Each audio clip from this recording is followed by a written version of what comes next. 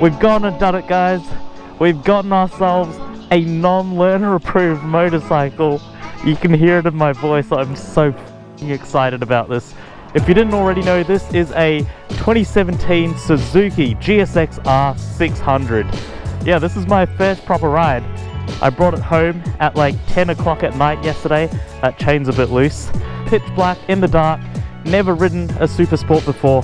My first proper Hoon bike, and by golly, am I excited about it. Let's start it up. Bike's already warm. I don't know if you can hear that through my internal mic, but anyway, let's go get some petrol. I actually have zero idea how much this has left in the tank. We'll get some air in the tires, we'll hit the freeway, and we'll have a little chat about what this purchase was all about. I'm giddy with joy. Oh, almost a full tank makes the purchase even better. I was gonna fill up, but I don't even think I'd hit the minimum. I believe the front is 36 and the back is 42. Same as my dad's GSR 600. This is where I really freaking miss the CBR 650R's L-shaped valve stems. Alright, I'm gonna have to take both my gloves off. 2017 Suzuki GSX-R 600. What on earth? You know what? Many of you probably did not see this coming. And I'm going to be completely honest with you, neither did I. I was not about these bikes. This was not my first preference. It wasn't my second. It wasn't even my third. I never thought I'd see myself become a Gixxer boy, yet here I am on a Gixxer. My first non-lambs motorcycle, a GSX-R. I wouldn't have seen it coming. That kind of is explained by the fact that it was a bit of an impulse buy. Like, it was not even a good deal. That's the thing, right? It wasn't even a good deal. It was, I think I paid what it was worth. Maybe a little more, considering I've found a few things that I need to actually fix up for roadworthy. It's not just a straight shoe-in. But it just really is not a buyer's market. The bike I really wanted, one example popped up maybe like 5 months ago, and I just couldn't get it. I couldn't do it. I even went to inspect it and everything, but I couldn't do it because that's around when Dad passed away, and as you guys can probably understand, that f***ed with my head in a big way, to the point where I just couldn't commit to buying a new motorcycle. And ever since that opportunity escaped me, another one hasn't popped up, and then my second choice, a couple of them have popped up, but the sellers were just so flaky, man, to the point where I'm like, do you even want to fucking sell your bike or not? Yeah, I tried, man, but it just didn't happen. I've been off my restrictions for a while now, and I had this grand vision of the moment that countdown hit 0 and I was no longer restricted, I would have my dream bike kind of ready to go, and came so close to happening. But then life just kicked me in the head multiple times this year, man. It's been the shittest year of my life so far. And it got to a point where all I could think of was, I want a fucking piss missile. Get me a piss missile. And it just got louder and louder, day by day, week by week, to the point where I just ended up inspecting one of these because it was convenient to do so. There are no dramas. The seller seemed pretty genuine. Nice dude. He actually kind of reminded me of my dad and I a bit. As he was selling me this bike, he was already teeing up an inspection for his next one, and he's like, hey Dad, what are you doing this Sunday? Looks like you're coming to Geelong with me. And his dad just shrugs and he's like, looks like I'm going to Geelong with you. And it was just so sweet, because that's the kind of shit my dad and I did with each other. Just go to all these random suburbs that were far from home to look at bikes. Yeah, it was wholesome as hell. So anyway, it was convenient.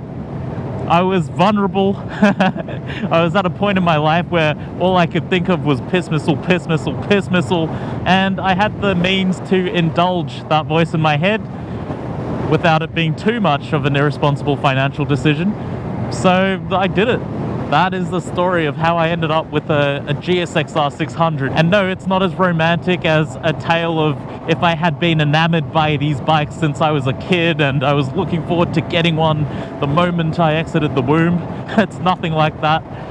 Like I said, this bike was barely on the cards for me. The only reason it was even a consideration is because it was a 600cc Super Sport, and that was it. It actually lacks a lot of what I was looking for in my next bike. I was kind of keen for something a lot more up to date. And yes, this is a 2017. To me, I'm happy with that model year, but really this bike has remained completely unchanged aside from color schemes since 2011. So that means no ABS, no quick shifter, an analog display, halogen headlights, like the works. This thing is ancient. It even looks ancient. This design is very, very ancient, but I will say I love the color. Holy shit, I fell in love with that. Definitely my kind of vibe. So anyway, I bought it.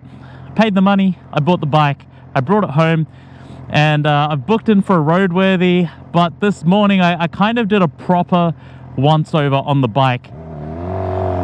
Because mind you, when I went to first inspect this bike, I wasn't too thorough because I wasn't planning to buy it, and it was pouring down with rain. So I'm in a t-shirt in the cold, getting drenched by the rain, trying to do an inspection on a bike I wasn't even planning to buy. You can imagine that I wasn't too thorough with it, so I missed a few things, unfortunately. Oh my god, this is my first corner on this bike. Oh shit, I don't trust anything yet. Like, I'm taking it very slow, very easy. Alright. Not even hitting power band to get onto the freeway. That's how chill we're taking it, boys. And part of that's because I just don't want to attract any undue attention. I'll explain why in a second. It has a freaking flip and dip plate, which, as you guys know, is not my style at all. Like, just by virtue of the fact that I waited out my 3 years to even buy a non-learner approved motorcycle, I'm not the kind of guy who'll flip my plates up and run from cops. But this ride home is so nerve-wracking because, like, at the end of the day, I know I'm running a flip and dip plate. If a cop pulls me over and they touch it, I'm in the wrong. I didn't even have a screwdriver handy to try and stiffen up the joint, the hinge, so that it wouldn't hinge. But yeah, so I just had to roll the die on that one and bring it home. I'm pretty sure it's fine if the hinge is locked, but I had no way to lock the hinge. This is it though, guys. We've done it. We've served our sentence. I am now an unrestricted, unburdened, fully licensed motorcyclist on a Gixxer 600. Fuck, it feels good.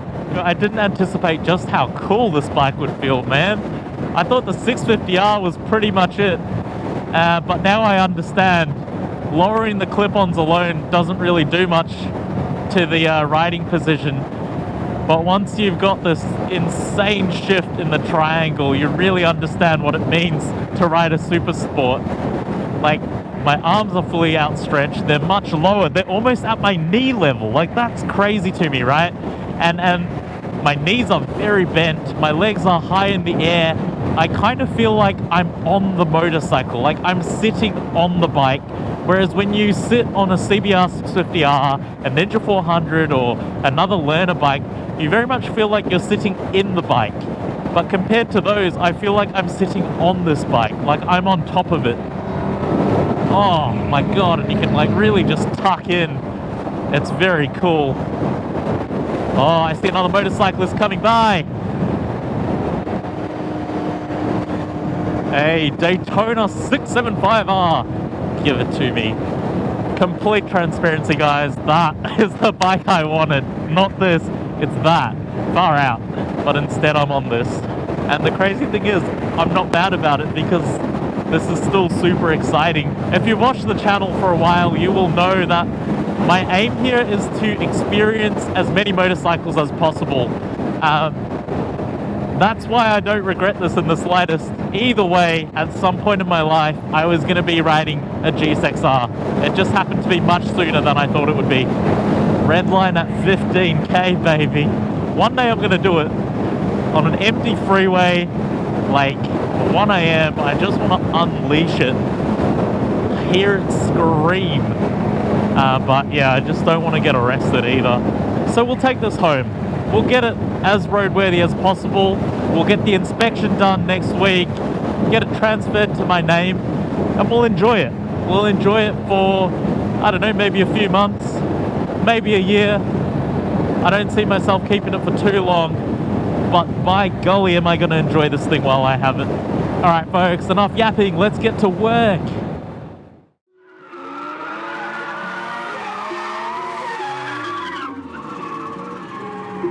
You say you've got them guns, but I've never seen you bang. You say you've got them drugs, but I've never seen you slang.